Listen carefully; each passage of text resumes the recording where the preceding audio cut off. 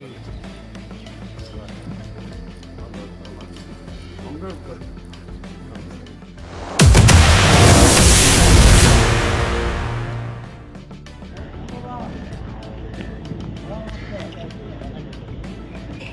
মে বৃহস্পতিবার রাজ্যের মুখ্যমন্ত্রী শুভেন্দু অধিকারী মুখ্যমন্ত্রী হওয়ার পর প্রথমবার বেলুড় মঠে আসেন। মঠের প্রেসিডেন্ট মহারাজ স্বামী গৌতমানন্দের সঙ্গে তিনি দেখা করেন, দর্শন করেন গর্ভগৃহ। মঠের তরফ থেকে এদিন মুখ্যমন্ত্রীকে বেশ কিছু উপহার দেওয়া হয়।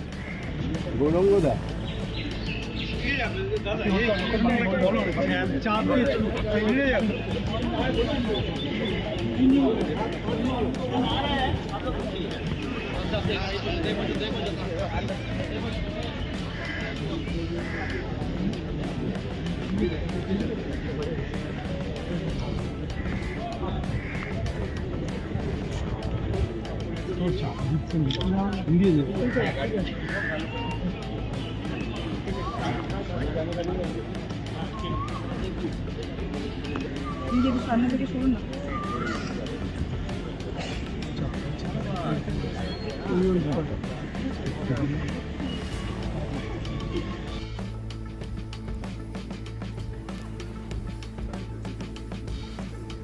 ओम वंदे जगद्बीजमखण्डमेकं वंदे सुरसेवितपादपीठं वंदे भवेशं भवरोगवैद्यं तमेव वंदे भुविरामकृष्णं ओम আমাদের এই মহারাজও আছে পূজারী।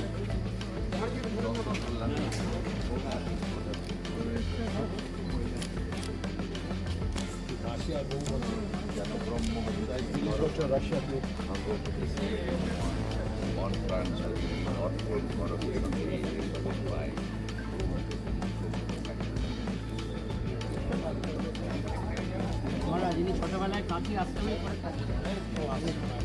মহারাজ 30 বছর রাশিয়াতে ছিলেন। হ্যাঁ, একেবারে ঠিক। আমাদের বড় রাশিয়াতে খুব দরকার ছিল। বালি তো অলরেডি ভয়মুক্ত হয়ে গেছে।